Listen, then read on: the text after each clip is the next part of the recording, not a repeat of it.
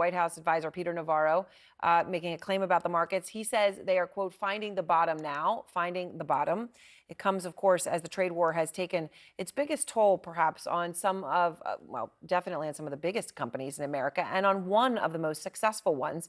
Take a look at Apple. Company shares down about 20% over the past 3 trading days. So just when you look at Apple, that wipes out about $640 billion in market cap. It's a stunning number. The context around it the other day, we were saying, look, that's more than Walmart has ever been worth in its entire existence. It's the largest non-governmental employer in the United States, Walmart, and Apple has lost that value in a few days. Veteran tech analyst Dan Ives is here with me now. He says Apple right now is in the eye of the tariff storm, a Category 5 hurricane. Trump's tariffs likely to triple the price of an iPhone, according to his analysis, as Commerce Secretary Howard Lutnick claims that this will all benefit American workers who will make those iPhones. The armies of millions of people.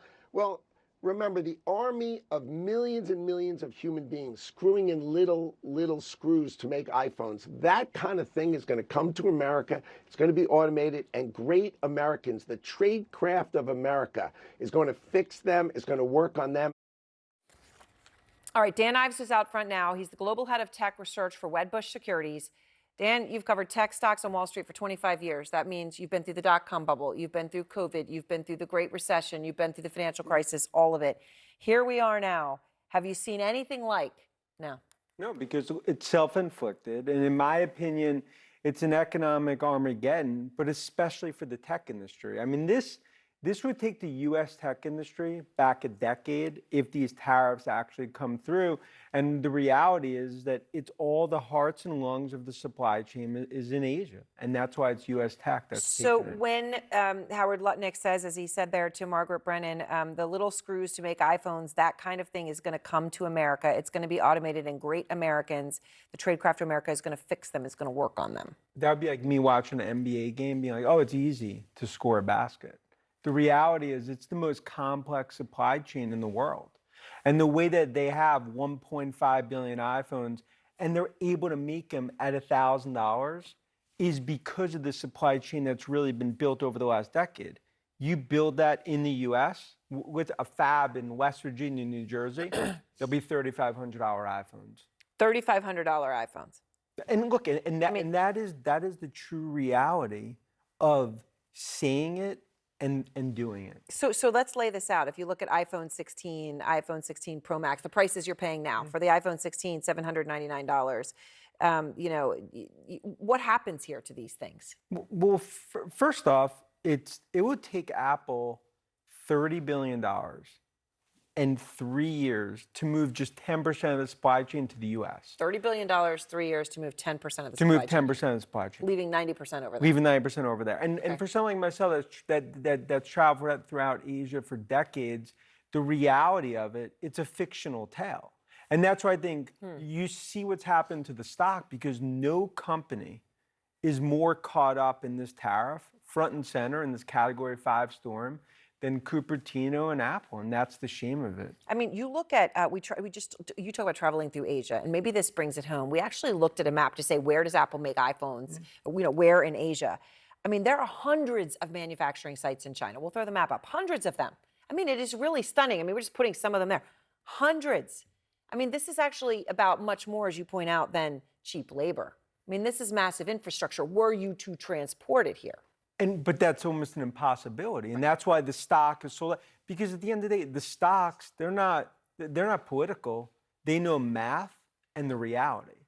And when it comes to Apple, this would be, in my opinion, if this actually comes through, this would change the future of Apple, and that's what's so sad to some extent. As an American icon, you could have Beltway talking points, but this is the reality of it. The reality on the ground. And also on that, and when we look at the stocks that have lost so much value, and obviously it's been the whole market, but that, what they call the Magnificent Seven, that it accounted for half of the growth last year in the S&P 500. They have plunged. They're in a bear market. On that list, Tesla. You've been one of the biggest fans for Tesla on Wall Street, but today you slashed your price target, which means where you think the stock is going to go by a massive amount, 40%. I mean, two things. I mean, one, tariffs.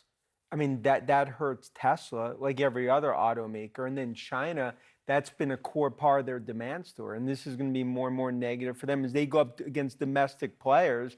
And we've talked about Musk. I mean, Tesla has become a political symbol globally. And that's been a very bad thing for not just stock in terms of unit sales and destruction.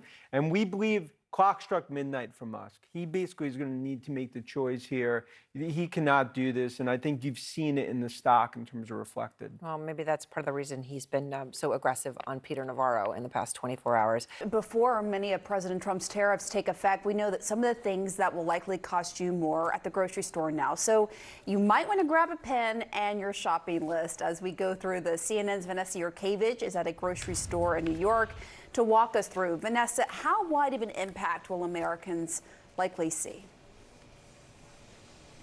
Yeah, well, we're here at Morton Williams in New York City, and they say that they haven't seen that 10% universal tariff hit just yet.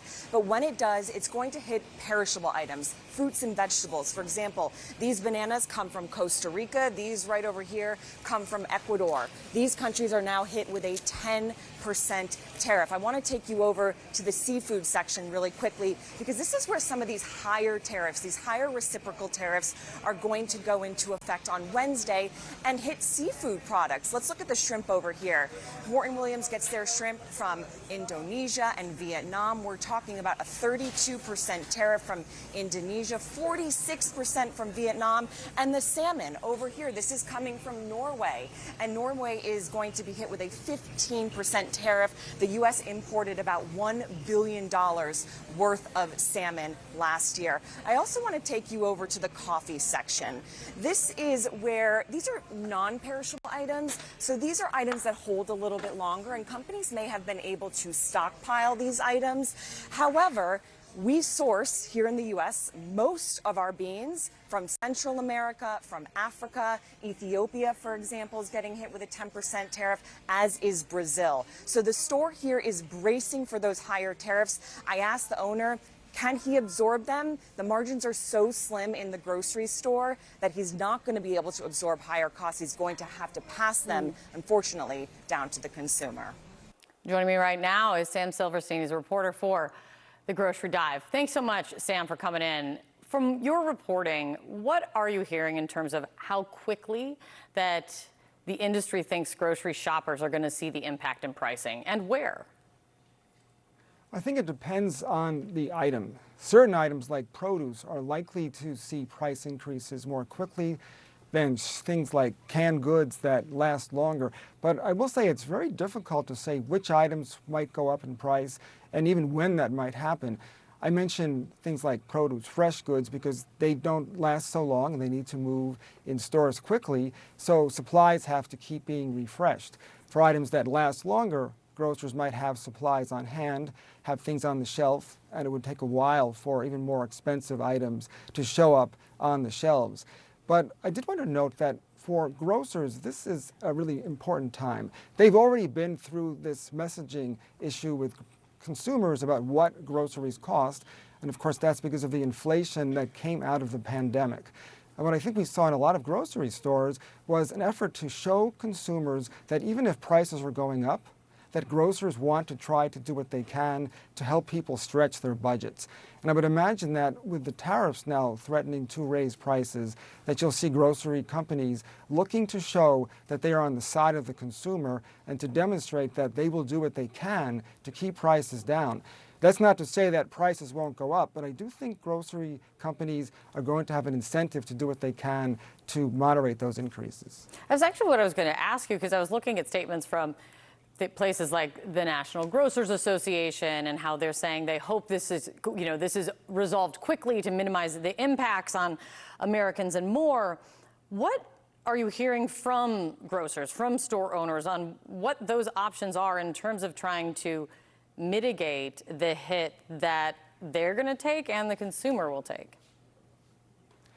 So I think one thing that grocers are trying to do is to find ways where they can absorb prices. And one way they might be able to do this is through private label goods. They've already been working hard on expanding their selection of private label items, and we've seen grocery companies work to promote those brands their own brands and to show them not just to be ways to save money, but actually to get high quality goods. So companies like Costco, for example, with Kirkland Signature, they've built that brand into a whole lot more than just, a way to save money. But I think what we will see is that grocers are going to use this opportunity, as I said, to find ways to help people save money. So on staple goods, basic things, people are very sensitive to those prices. They know what they cost. They travel to probably multiple grocery stores, even in 1 week. And so people will notice if prices go up there. Grocers are cognizant of this. And that's an area where they can help to keep prices lower, if only because the competition is important there. I think that you will see grocers then look to higher margin goods as areas where they might be able to raise prices a bit if they need to compensate for the need to try to insulate consumers from price increases on items that they need more, the essential goods.